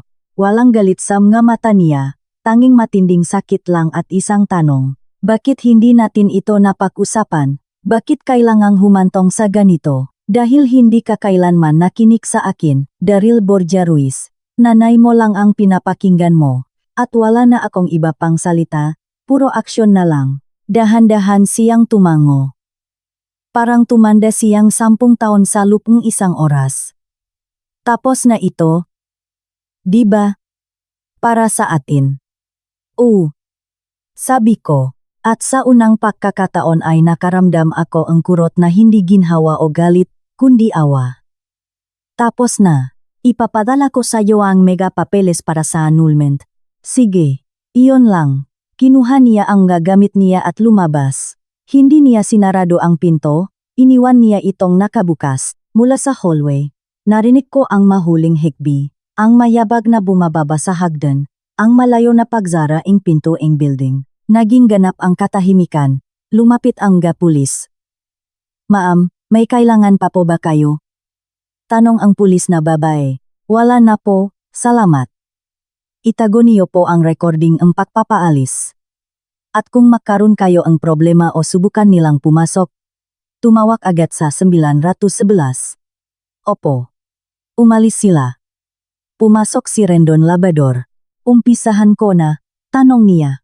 Sige po, salamat. Abang nagtatrabaho siya sa kandado, gamit ang mega metal na kagamitan na gumagawa tuyo at pinal na tunog, naiwan kami ni Alex Gonzaga sa sala. Ang gulo ay napakalaki, pero akin ang gulo.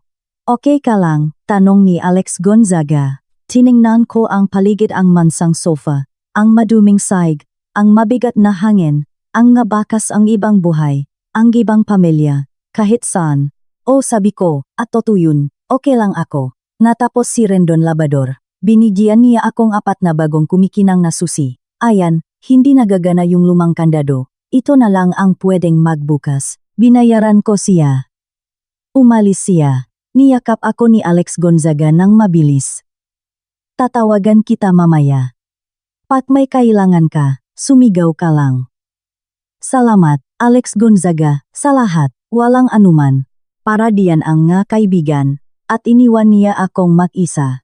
Sa unang pagkakataon sa lupang maraming linggo, mag-isa ako sa bahay ko. Napakabigat ng katahimikan na halos maramdaman ko, Naglakad ako papunta sa balkonahe at binuksan ito ng maluwag. Pumasok ang hangin ing kalsada, ang ingay ing siyudad, ang normal na buhay. Mula sa balkonahe, nakita ko sila. Sa ibaba sa sidewalk, nandun silang lahat. Sumisigaw si Mommy Pinti Gonzaga sa phone, malamang sa ibang kamag-anak. Nagsasakaying maleta si Wamos Cruz sa isang taxi na tinabag nila. Kino-comfort ni na Francine Diaz at Andrea Brillantes ang emega bata, at nakatayo si Daryl Borja Ruiz, nakayuko at nakatingin sa kawalan. Ang isa kong kapitbahay, si Lolit Solis, ay sumilip mula sa bintana niya, ilang palapak sa ibaba. Nakita niya ako. Nagtaas siya ang kilay na may halong kuryosidad at pag-apruba. Bahadya siyang tumango, tapos sinarado ang bintana. Hindi iyon panghuhusga, kundi marahil isang tahimik na pakikisa. Sinarado ko ang balkonahe, humarap ako sa walang laman kong sala. Hindi na mabigat ang katahimikan. Huminga ako. Isang bagong hangin, eking hangin, mahaba pa ang tatahakin kong daan, magkakaruning nga papelis, annulment, mga paliwanag. Makakaroon ang nga gabi ang pagdududa at kalungkutan, pero sa sandaling iyon, isa lang ang naramdaman ko. Isang malaking kapayapaang napanalunan ng buong lakas. Nabawi ko na ang teritoryo ko. Nakapaglagay akong hangganan. At sa unang pagkakataon matapos ang matagal na panahon, wala nang ibang tao sa kabilang panig ng hangganang iyon, kundi ako lang. Tumagal ang katahimikan in eksaktong 15 minuto. Tapos nagsimulang mag-vibrate ang cellphone ko. Hindi lang isang tawag, kundi isang avalanche. Una, text galing kay Daryl Borja Ruiz. Tapos isa pa. Tapos tawag mula sa unknown number. Tapos isa pa. Pinatay ko ang tunok at iniwang nakataop sa mesa sa sala. Ang pag-vibrate nito sa kahoy ay parang tunok nga galit na bubuyok. Tumayo ako, pumunta sa kusina, nagtimpla ang kape, isa lang para sa akin. Habang pumipito ang coffee maker, luminga ako. Ang gulo, nakapatong-patong ang maruruming plato, umaapaw ang basurahan, malakit ang sahig, amoy lumang pinakprituhan at kalat ng ibang tao. Ang unang higop ng kape, mag-isa at mainit, ay lasang tagumpay. Mapait, pero tagumpay pa rin. Hindi tumatahimik ang cellphone. Nagdesisyon akong tingnan. Walang katapusang missed calls, karamihan mula sa mga number na hindi ko kilala. Mamalayong kamag-anak, hula ko. Ang nga text ay parang bahang emosyon ni Daryl Borja Ruiz. Halimaw ka. Saan kami pupunta ngayon? Paano mo nagawa to? Ilang minuto ang lumipas. Zainab Harake, please. Sorry, kausapin mo ako. Pwede nating ayusin to. Hysterical si mama. Gusto kang kasuhan ni Wamos Cruz. Kailangan mo silang kausapin.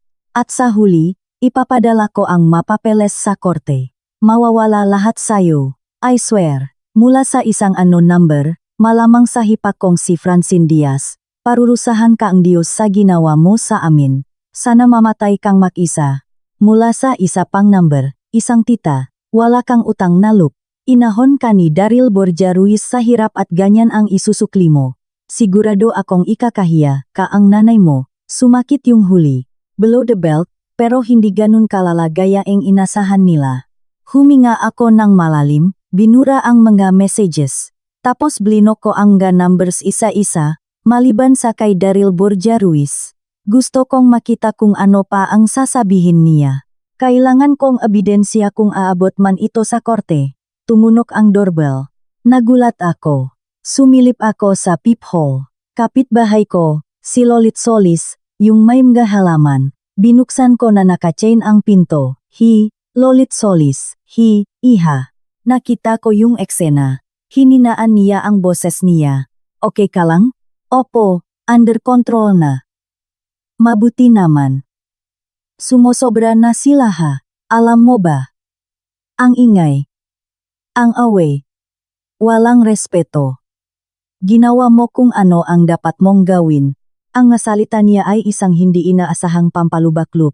Tumango ako. Salamat po. Kung kailangan mo ang kahit ano, kumatok ka lang ha, asukal, kahit ano. Sinarado ko ang pinto. Hindi ako nag-isa, hindi naman masyado. Nagdesisyon akong magsimulang maglinis. Hindi para sa kanila, kundi para sa akin. Nagpatuktok ako ng malakas, isang bagay na may matapang na beat at drums, at sinugot ang kusina. nahugas ako ng plato, naglampaso ng sahig, nagtapon ng basura, pinunasan bawat ibabaw. Chatartik, bawat mansa na nawawala, pakiramdam ko'y nababawi ko ang isang piraso ng buhay ko, habang naglalampaso, tumunog ulit ang phone. Ngayon naman kapatid ko, si Jelay Andres, Zainab Harake, my God, anong nangyari? Tumawak si Daryl Borgia Ruiz, sabi niya pinalayas mo raw sila sa kalsada. Totoo ba? Totoo. Nagkaroon ng katahimikan sa kabilang linya, tapos isang malalim na buntong hininga. Zainab Harake, hindi ba medyo sobra yun? Pamilya niya sila. Pwede niyo namang pag-usapan, mahanap ang solusyon. Kinausap ko sila, Jelay Andres. Hindi sila nakinig. Ang solusyon ay umalis sila, at hindi nila ginawa. Kaya kumilos ako. Pero sa kalsada, at si Daryl Borgia Ruiz, asawa mo siya. Ang asawa ko, yung asawang nagdalang 6 na tao para tumira sa amin nang hindi naktatanong sa akin, yung hinayaan ang nanay niya na tratuhin akong parang katulong? Wala na ang asawang yun. Ay, ate. Ang boses niya ay punong-punong pag-aalala. Masasisira nito ang pamilya, yung atin, ibig kong sabihin. Magagalit at malulungkot sina mama at papa. At anong sasabihin ng ibang tao? Ayan na naman ang ultimate argument. Anong sasabihin ng ibang tao? Jelay Andres, makinig kang mabuti. Wala akong pakialam kung ano ang sasabihin ng ibang tao. Pakialam ko ang peace of mind ko. At nawala na yun. Nabawi ko na. Kung hindi mo maintindihan, sorry, pero hindi ko to pagtatalunan. Lagi ka namang ganyan. Napakatigas ng ulo. At ngayon ang katigasan ng ulo kong yun ang nagligtas sa buhay ko. Kailangan ko ng ibaba. Naglilinis ako ng bahay, binaba ko ang telepono. Hindi ko siya binok. Kapatid ko siya, pero ang tawag niya ay nakiwan ang mapait na lasa. Matigas ang ulo. Dahil pinaktanggol ang akin, tumunok ulit ang doorbell. Ngayon mas mapilit, sumilip ako sa peephole. Hindi kapitbahay, si Wamos Cruz yun, ang bayo ko, at may kasama siyang ibang lalaki, malaki, matigas ang muha. Kaibigan, ula ko, o pinsan. Hinahampas niya ang pinto gamit ang kamao. Zainab Harake, alam kong nandiyan ka. Buksan mo to, kailangan nating mag-usap. Bumilis ang tibok ng pusok pero hindi dahil sa takot, kundi sa galit, malinis at malamig na galit. Lumapit ako sa pinto. Hindi ko binuksan. Nagsalita ako sa kabila ang kahoy ng may malinaw at malakas na boses. Wamos Cruz, umalis ka na ngayon din. O tatawag ako ang pulis. May eviction order ka. Sinusubukan mong pumasok ng sapilitan. Krimen yan. Buksan mo to. Sigaw niya. Okay, choice mo. Umatras ako. Kinuha ang phone. Dinial ang 911. Sinadya kong gawin ng mabagal para marinig niya. Philippine National Police. Ano pong emergency? Sagot ang babaeng boses. Good morning. Ako po si Zainab Harake Andres. Kaka-evict ko lang kaninang umaga. Ngayon ang nga pinaalis na occupants ay nasa pinto ko. Isang lalaking naknangalang Wamos Cruz ang pilit pumapasok at nakbabanta. Kailangan kong urgent assistance. Siguro narinig yun ni Wamos Cruz. Hinampas niya ang pinto ng isa pang beses ng may matinding galit. Hindi to magtatapos dito. Pagbabayaran mo to. Narinig ko ang ngayabak nilang papalayo. Tumatakbo pababa ang hagdan. Kinensel ko ang call. Sorry po, false alarm. Sabi ko sa operator. Umalis na po pala sila. Salamat. Tumawag po kayo ulit kung babalik sila ma'am. Opo. Salamat. Sumandala ko sa pinto. Nanginginig ng konti ang nga kamay ko, pero okay lang ako. Gumana. Nasa panik ko ang batas at ginagamit ko ito. Nakpalipas akong hapon sa paglilinis. Nilagay ko lahating damit na naiwan nila. Lahating basura nila sa itim na garbage bags. Iniwan ko sa hallway. Tumawag ako ing junk pickup service para sa susunod na araw. Tumawag din ako ing emergency locksmith para maglagay ing bagong security chain. Hindi ako nagtitiwala na walang lumang susi si Wamos Cruz. Pagsapit ang gabi, malinis, walang laman, at akin na ulit ang tsondo. Nagluto ako ang simpleng hapunan, isang torta, at kinain ito sa sala ng tahimik habang nanonood ang TV. Walang kwentang palabas, hindi ako nakikinig, na-e-enjoy ko lang ang katahimikan. Tumunok ang phone. Si Alex Gonzaga. Kumusta ka na, soldier? Buhay, malinis, at gutom. May mga nangyari, pumunta yung bayaw kong si Wamos Cruz para magbanta. Umalis nung tumawak ako ang pulis. Umiyak na tumawak ang kapatid ko, at puro messages ni Daryl Borja Ruiz mula pagmamakawa hanggang pagbabanta. The usual, tiis lang. Ang unang gabi ang pinakamahirap, tapos magsasawa rin sila. Diyan ka ba matutulog kasama ang bagong chain at isang kutsilyo sa ilalim ng kamay in case, Zainab Harake, ayaw mo ba talagang pumunta dito sa bahay? Hindi, bahay ko to at hindi ko hahayaang mapalis nila ako dito ulit, kahit sa takot pa. Mas matapang ka talaga kaysa sa akin. O sige, tumawag ka kung may mangyari, kahit anong oras. Salamat, Alex Gonzaga. Binaba ko ang telepono. Nahanda na akong matulog. Ang laking kama nang wala si Daryl Borja Ruiz, malamig pero komportable. Inunat ko ang nga binti ko, huminga. Ganap ang katahimikan. At saka, mula sa wala, dumating ang kahungkagan. Hindi takot, hindi galit, kahungkagan. Ang tanong, at ngayon, ano na? Nanalo ako sa laban. Nabawi ko ang teritoryo ko. Pero ang digman, ang panloob na digman ay nagsisimula pa lang. Naksunok ako ang tulay hindi, pinasabot ko ang tulay at sa kabilang banda ay wala nang natira. Walang kasal, walang pamilyang asawa, kahit gaano pa iyon kasama. Wala. Magatuyong hikbi ang yumanik sa akin ng walang luha, tanging gas pasims ing pagod, ing ginhawa, ngupuro at simpleng kalungkutan. Sinupsop ko ito sa unan, hindi ko sila bibigyan ing kasiyahan na marinig akong umiyak, kahit sa sarili ko man lang. Nakatulog ako nang nakabukas ang ilaw sa sala at napanaginipan kong bumubukas ang pinto at pumapasok silang lahat ng tahimik at naupo sa sofa at tinititigan ako at hindi ako makasigaw, hindi ako makagalaw. Nagising akong pawis na pawis at napatalon. 3:00 AM na. Tahimik ang lahat. Bumangon ako, pumunta sa pinto. Nakakabit ang chain, mayos ang kandado. Huminga ako, pumunta ako sa kusina. Kumuhang isang basong tubig. Mula sa bintana, tulok ang siyudad. Nga ilaw sa malayo, paminsan-minsang nga sasakyan, isang normal na buhay na nagpapatuloy. Mag-isa ako, pero ligtas. Yun ang pinakaiba. Dati, kasama sila, pero nasa panganib. Ngayon mag-isa, pero ligtas. Mas pinili kong maging ligtas. Nag-vibrate ulit ang phone sa side table.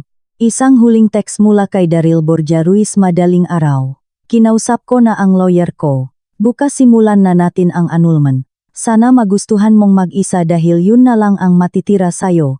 Binasa ko, tapos binuda ko ang text, pinatay ko ang phone. Bukas ay isa na namang araw, isang araw na walang sigawan, walang demands, walang panghimasok. Isang araw para magsimulang bumuong bago, mula sa pundasyon, mula sa katahimikan. At ang ideyang iyon sa wakas ay pinahintulutan akong bumalik sa kama at matulog ng mahimbing, walang panaginip, hanggang sa pumasok ang araw eng umaga sa bintana eng malinis at bakante kong kwart, dumating ang umaga na may bagong tunok, ang katahimikan. Dahan-dahan akong nagising, nalilito sa sobrang kalmado.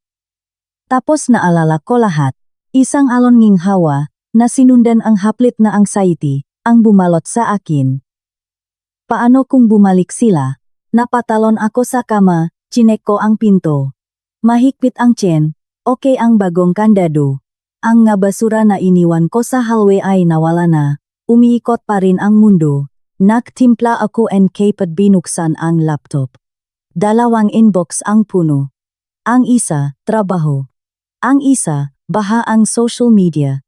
Iniwasan kong tingnan yun kahapon. Pero ngayon hindi ko na pwedeng ipagpaliban. Sa Facebook, apaw ang profile ko. Mga post galing sa mga tita at malayong pinsan ni Daryl Borja Ruiz na hindi ko man lang alam na nag-exist. Mga pictures ng nakanggiting pamilya, may padrama na captions. Family is everything. Help your own in times of need. Durog ang puso ko ngayon. Pamilyang nasira dahil sa pagkamakasarili. Walang nak-mention in pangalan ko, hindi na kailangan. Yun ang kampana in paninira na tumutunok sa libing ko. Sa comments, may pinsang nagtanong, ano nangyari, at sumagot ang hipag kong si Francine Diaz ng cryptic at madrama. Hindi namin pwedeng sabihin.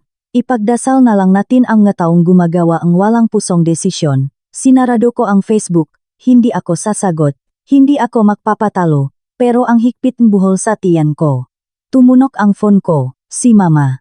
Huminga ako ng malalim bago sagutin. Anak ko. Ang boses niya ay tunog pagod, malungkot. Hi Mama. Kinuwento sa akin ni Jelay Andres. Hindi ako makapaniwala. Pinalayas mo sa kalsada. Tumawag ka pa ang pulis. Opo, Mama, ginawa ko. Pero paano si Daryl Borja Ruiz? Pinalayas mo rin siya? Siya ang pumiling sumama sa kanila. Hindi ko siya pinalayas. Umalis siya. Asawa mo siya, Zainab Harake. 7 taon na kayo. Ganyan ba sinosolusyunan ang family problem? Dinadaan sa pulis. Nakakahiya. Nanginginig ang boses niya sa inis. Sa harap niya, hindi pa ako kailanman nagtaas ang boses.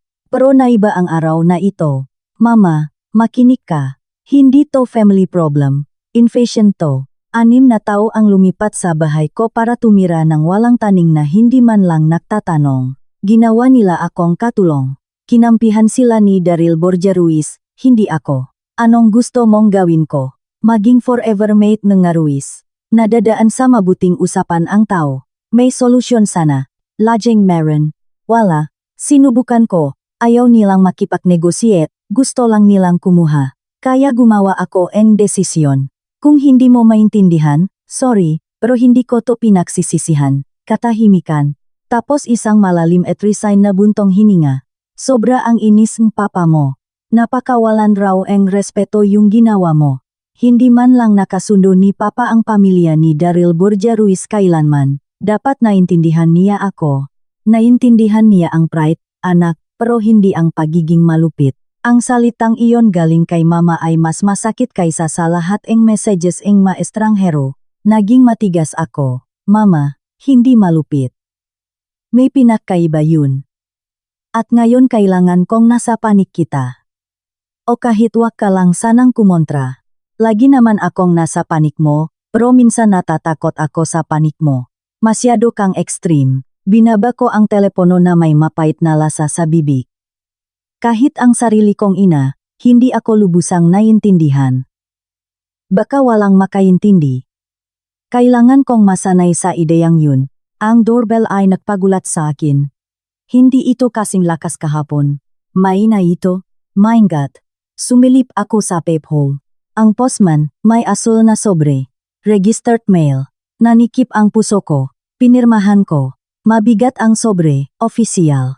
Binuksan ko gamit ang nga daliri kong medyo nanginginig. Galing sa law firm ing Ruiz and Associates. Ang pamilya ni Daryl Borja Ruiz. Malamang. Isang formal na letter. Petition for annulment. Legal separation of property na may kasamang panukala. Binasa ko at bumalik ang galit na sariwa.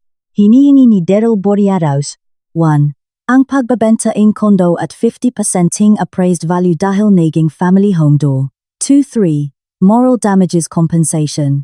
4-5. Ako ang sasagot sa lahating legal fees. Baliw na siya. Wala siyang karapatan. Akin ang tsondo, binili bago kami kinasal. Hindi kailanman naging conjugal property, pero malinaw ang plano niya. Takutin ako, pagbigayin, o at least pagastusin sa abogado. Kinuha ko ang phone ko, tinawagan si Ate Jose Manuel Diokno, ang pating ko. Mas Harake, nakita ko na, sabi niya nang hindi man lang bumabati. Standard pressure strategy, absurd pero common. Anong gagawin ko? Ako ang magsusulat yung sagot. Itatanggi natin ang lahat yung claims. I re-reaffirm na exclusive property mo yan. At magko-counterclaim tayo para sa damages dahil sa illegal occupation at wear and tear sa bahay. Isasama natin ang bills sa deep cleaning, locksmith, at legal fees ko, bilang expenses na idinalat na illegal acts nila. Isang dahan-dahang ngiti ang nabuo sa labi ko. Gusto ko yan. Gawin niyo po. Sent na, at ihanda mo ang ITR mo for this year as single. Hahaba ito, pero talo sila. Garanti ko sayo. Binaba ko na mas gumaan ang pakiramdam. May kalasak at espada ako. Nung hapon, nag-grocery ako. Pamimili nga isang tao lang. Isa itong napaka-therapeutic na act. Binili ko ang nga gusto ko. Mamahaling cheese, olives, isang boteeng white wine, walang pakain para sa siyam, walang murang delata, puro lang capriccio ko. Pag-uwi ko bitbit ang dalawang magaan na eco-bag, nakita ko si Lolit Solis sa lobby. Ay, iha, saktong nakita kita. May dumaan dito, isang babay. Tony Fowler daw. Tita raw ang asawa mo, sobrang galit na nagtatanong tungkol sayo. Sinabi kong hindi ka nakatira dito. Umalis naman, pero mukhang hindi kumbensido. Salamat po, Lolit Solis. Isa pa pong pabor. Kung may bumalik at mahanap sa akin, sabihin niyo pong lumipat na ako, please. Huwag kang mag-alala, iha. Para saan pa ang nga kapitbahay, umakyat ako sa kondo ko na pakiramdam ko binabantayan ako. Tita Tony Fowler, ang pinakamatabal at pinakamadrama sa pamilya. It was just a matter of time. Hindi nagtagal. Ing 7 p.m., tumunog ang landline, unknown number. Sinagot ko in case sa trabaho. Zainab Harake, si Tita Tony Fowler 2. Ang boses ay gasgas, puno ing panunumbat. Hi Tony Fowler. Hindi ko alam na magkapamilya pala tayo. Huwag kang maging pilosopo. Nakausap ko ang kapatid ko, ang kaawa-awa mong biyenan. Wasak siya. Hindi makatulog. Umiyak ang nga bata sa isang murang motel. Ito ba ang gusto mo? Ang gusto ko, Tony Fowler, ay manirahan ng mapayapa sa sarili kong bahay. Ang gusto nila ay kuhanin ito sa akin at natalo sila. Bahay yun niyang pamilya. Asawa mo si Daryl Borgia Ruiz, bahay ko yun. At naging asawa ko si Daryl Borgia Ruiz, past tense. Kung tumatawa ka para pagalitan ako, itago mo na lang yang laway mo. Hindi yan tatalab, napakalamig ng puso mo. Ganyan ka na dati pa. Hindi ka kailanman naging karapat-dapat sa isang mabuting lalaking tulad ni Daryl Borgia Ruiz. Mabubulok kang mag-isa at pagtanda mo at mag-isa, maalala mo ito. Sawang-sawa na ako. Sawa na sa parehong script, sa parehong nga walang kwentang banta. Nagdesisyon akong lumaban ang marumi. Naalala ko ang recording. Alam mo ba, Tony Fowler, may recording ako ang kapatid mo na nagsasabing titira sila sa bahay ko habang buhay. Na kapag nakaanak ako nandun na siya, nagigiba sila ang gapader. Gusto mong marinig, gusto mong isend ko sa group chat ang buong pamilya, para marinig nila na ang nagpapa-victim ay isa palang magnanakaw ang bahay. Walang humingi ang tulong, matinding katahimikan sa kabilang linya, tapos isang pag-ubo. Gawa-gawa mo lang yan, totuto at naka-record. Kaya sabihin mo sa kapatid mo na itigil na ang pangangampanya laban sa akin. Dahil kung may matanggap pa akong kahit isang message galing samga na offen na kamag-anak, kung makita akong isa pang post, lalabas tong recording na to at maririnig ng buong mundo kung sino talaga ang toto rito. Maliwanag. Hindi mo kaya. Subukan mo ko. Ibaba mo na, Tony Fowler. At wag ka nang tatawa. Binabak ko, nangginginig ang kakamay ko, pero dahil sa adrenaline, sa kapangyarihan, lumaban ako at kumana. Ilang minuto ang lumipas, pumasok ako sa Facebook, nagsimulang mawala isa-isa ang mga madrama at nagpapa-victim na post. Una yung kay Tony Fowler, tapos yung sa pinsan. Binabawi nila, binubura ang ebidensya. Nagwork ang counterattack gamit ang recording. At least magdadalawang isip sila bago ako siraan ulit. Nang gabing yun, binuksan ko ang wine, nagsalin sa baso, at umupo sa balkonahe. Nagniningning ang siyudad sa ibaba ko. Isang malaking mundo, puno ng posibilidad at panganib din. Pero at least mayon ang mapangganib ay akin na, hindi yung pinilit na iba. Tumunog ang message sa phone ko. Mula sa unknown number, pero ang area code ay sa probinsya ni Daryl Borgia Ruiz sa Cavite. Binuksan ko. Pinsan kong Tiveto.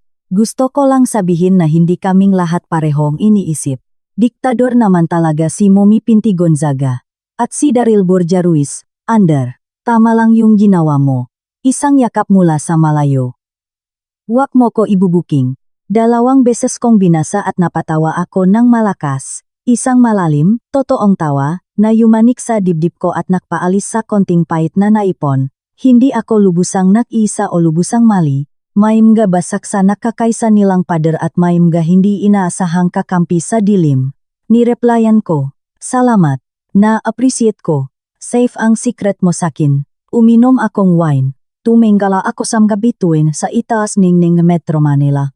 Ang laban sa social media ay parang humupa na. Ang labang legal ay magpapatuloy. Ang laban sa sarili kong pamilya ay mas matagal at masakit.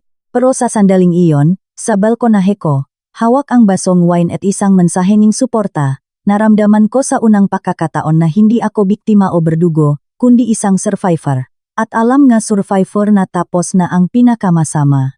Ngayon, oras na para muling magtayo, simula sa susunod na tawag, na malamang sa real estate agency na diba? Para ibenta, para ipa-appraise, para malaman kung magkano ba talaga ang halaga ang kuta na pinagtanggol ko gamit ang kuko at ngipin at may kasamang locksmith at abogado. Minsan mataas ang presyo ang kapayapaan, pero kapag nalaman mo ang eksaktong halaga nito, mas nakakatulog ka ng maayos sa gabi. Isang buwan ang lumipas, amoy bagong pintura at floor wax ang tsondo. Kumuha ako nga karpintero para ayusin yung pader na gustong gibayin ni Mommy Pinti Gonzaga. Hindi nila giniba, pinatibay nila, at pininturahan kong light sand color na pumunong liwanag sa sala. Tinapon ko na yung nga lumang furniture. May mansa at amoyng iba. Bumili akong bagong sofa, mas maliit, soft gray, para lang sa 2 tao o para makahiga ang isa. Miyerkules ang umaga nakatanggap ako ng tawag, si Ate Jose Manuel Diokno, ang abogado ko. Mas harake, may settlement offer tayo mula sa kampo ni Daryl Borja Ruiz. Ano po yun? Tanong ko habang pinupunasan ang kamay galing sa pag-almusal. Wini-withdraw nila ang lahat ng claim sa property. Inaamin nila na exclusive property mo yun. In exchange, hinihingi nila na i-withdraw mo rin ang counterclaim mo for damages. At ang annulment ay magiging mutual consent. Walang kahit anong financial compensation. Kanya-kanya sa legal fees. Isang katahimikan. Isa itong unconditional surrender. Sumuko na sila. Bakit? Tanong ko. Dahil sa recording, Miss Harake. At dahil sa counter-proposal natin ay may kasamang kasong criminal for trespassing, illegal occupation laban kay Mommy Pinti Gonzaga bilang instigator. Ayaw nilang umabot dun. Nakahanap sila ang inupahang bahay sa Caloocan. Siguro mas gusto nilang dilaan ang masugat nila in private. Accept, sabi ko nang walang pag-alinlangan. Ipapadala ko sayo ang mapapeles para pirmahan. Pagkatapos, court ratification na lang. Sa isang buwan, officially annulled at malaya ka na. Binaba ko ang phone. Sumandal ako sa countering kusina. Impekable na ngayon. Hindi ako nakaramdam ni euphoria. Nakaramdam ako ang malalim na ginhawa. Parang naktanggal ang sobrang sikip na korset pagkatapos ang mahabang oras. Nakakahinga na ako. Nung hapon na yun, pumunta ako sa SM Aura. Kailangan ko ang bagong lamps. Habang tumitingin sa mga Scandinavian designs, isang pamilyar pero nag-alangang boses ang tumawag sa akin. At Zainab Harake. Lumingon ako. Si Francine Diaz, ang ex-hipak ko. Mag-isa siya, may bitbit na mga box ang murang damit. Mukha siyang mas matanda, may eyebags. Tiningnan niya ako na may halong takot at hinanakit. Hi Francine Diaz. Anong ginagawa mo rito? Bumibiling lampshade. Ikaw, bumibiling damit para sa mga bata. Maliit yung bahay sa Caloocan. Umubo siya. Sobrang samang lagay ni mama. High blood siya palagi. Hindi ako sumagot. Hindi ko na yung problema. Napayuko siya. Sobrang nakpapahirap magtrabaho si Daryl Borja Ruiz para mabayaran yung upa. Sabi niya ayaw na niya raw makita ka kahit kailan. Ganun din ako sa kanya. Kalmado kong sabi. Naging awkward. Pinaglaruan niya ang handlesing bags niya. Parang gusto pa niyang may sabihin. Siguro insulto, siguro pagmamakawa, pero sa huli tumango lang siya at tumalikot. Pinanut ko siyang lumayo, nakayuko at nawala sa mga tao. Hindi na siya yung makapal ang mukhang batang humihingi sa akin ng kape tuwing umaga. Isa na siyang talunang babae, nakulong sa consequences nega ambisyon nega nanay niya. Saglit akong nakaramdam nega awa, tapos pinatay ko ito. May mega paglubok nega ba rin mismo nega sakay nito. Kinabukasan, pinirmahan ko ang annulment papers sa opisina ni At Diokno. Hiwalay na pipirma si Daryl Borja Ruiz, wala nang kailangang pakikita. Malinis, malamig, efficient. Nung gabi, nakipagita ako kay Alex Gonzaga. Pumunta kami sa isang bar sa poblasyon. Umordereng wine at sisig. Cheers, sabi ni Alex Gonzaga sabay taas ing baso niya, para sa private property at para sa mga bagong kandado. Cheers para sa mga kaibigang nagdadala ang abogado at tinitiis ang pag-iyak mo, sagot ko habang pinapabangga ang baso ko. Uminom kami. Ang wine ay fruity at fresh. Ano na yung, Zainab Harak? Tanong niya. Sayo ang kondo. Halos tapos na ang anul mo. Babalik ka na ba sa opisina? Pero hindi magtatagal. Nag-request ako ng transfer sa office natin sa Cebu. Bilang project manager. Na-approve na. Binaba ni Alex Gonzaga ang baso niya. Gulat. Cebu, aalis kang Maynila. Kailangan kong change of scenery. Isang lugar na hindi ko makakasalubong kahit sino sa pamilya Ruiz sa grocery. Kung saan hindi ko kailangang batiin si Tony Fowler sa palengke. Isang fresh start. Pero paano yung tsondo mo? Ipapaupa ko. May ahente ng nag-asikaso. Sapat ang kikitain sa upa para makakuha ang magandang lugar sa Cebu, at may sobra pa. Yun ang retirement plan ko. Isang tsondo sa Maynila na walang kahit anong in-laws na nakatira. Numiti si Alex Gonzaga ng may halong lungkot. Mami Miss Kita. Tough girl. Ako rin. Pero 1-hour flight lang naman ang Cebu via Sebpak. Madaming magagandang bus dun para mag-toast. Nag-usap kami tungkol sa mga plano, future, tungkol sa mga lalaking hindi worth it. Sa unang pagkakataon matapos ang ilang buwan, tumawa akong toto, walang halong pait. Isang linggo pagkatapos, nasa bakante kong sala ako. May isang maleta lang at ilang kahon. Ang tsondo, malinis at maayos, ay nahihintay sa mga bagong upa, isang young couple na German architects. Nagustuhan nila ang liwanag at ang historying lugar. Hindi ko kinuwento sa kanila ang history ko, hindi yun kasama sa kontrak. Ginawa ko ang huling pag-ikot. Ang kwarto na walang kama, ang kumikinang banyo, ang sala na burado na ang nga bakas, naging kuta ko ito, battlefield ko, at naging safe space ko. Ngayon, isa na lang itong magandang kondo sa gitna ang siyudad. Binalik ko ang peace niya, at in return, binigyan niya ako ang kalayaan. Tumunok ang phone. Si Jelay Andres, kapatid ko. Sabi ni mama pupunta ka raw ang Cebu. Totoo ba? Next week ako mag-start. Isang katahimikan, tapos isang buntong hininga. Tingin ko naintindihan ko na, Zainab Harake, yung ginawa mo. Nag-usap kami ni mama. Medyo masama pa rin ang look niya, pero namimiss ka niya. Gusto niyang pumunta ka para kumain sa Sunday bago ka umalis. Kung gusto mo. Ang buhol na ilang linggo nang nasa lalamunan ko ay medyo lumuwak. Pupunta ako. Good. At good luck sa Cebu. Mag-ingat ka ha, huwag kang masyadong maging matigas. Hindi ako matigas, Jelay Andres. Practical lang ako. Parang magandang lamesa. Mukhang malamig, pero kayang buhatin ang kahit anong bigat. Binaba ko, tiningnan ko sa huling pagkakataon ang balkonahe. Palubok na ang araw sa Maynila. Kinukulayan ang orange ang nga building. Naalala ko ang unang beses na pumasok ako sa pintong ito bitbit ang nga bagong susi, puno ang pag-asa, tapos, nung huli kasama ang pulis at ang locksmith. Isang full cycle, mahirap, masakit, pero kailangan. Minsan, para maidepensa ang teritoryo mo, hindi sapat ang maglagay ng hangganan, kailangan mong magtayo ang mga pader. At minsan, para makapak-move on, kailangan mong iwan kahit ang mismong teritoryo na buong tapang mong pinagtanggol. Kinuha ko ang maleta ko, lumabas, nilok ko ang pinto. Ang bagong kandado ay tumunoging malinaw at nakakasatisfy na click. Bumaba akong hagdan. Sa lobby, nakdidilik ng halaman si Lolit Solis. Aalis ka na ba, iha? Aalis na po. Salamat sa lahat, Lolit Solis. Nandito lang ako pagbalik mo. Huwag kang mag-alala. Babantayan ko yung maumupa sayo. Sisiguraduhin kong walang gulo. Ngumiti ako. Lumabas ako sa kalsada. Mainit ang hangin ang hapon. Nakabang na ang grab ko papuntang airport. Bago sumakay, tiningnan ko ng huling beses ang bintana ko doon sa itaas. Hindi ko na yun bintana na lang yun. At hindi na ako ang babaeng kinukupkop o ang asawang tinraidor. Ako na lang si Zainab Harake. May bitbit na maleta, may bagong trabaho sa ibang siyudad, at may kinabukasang nakaharap na sa unang pagkakataon matapos ang mahabang panahon. Pakiramdam ko'y magaan, malawak at lubusang akin.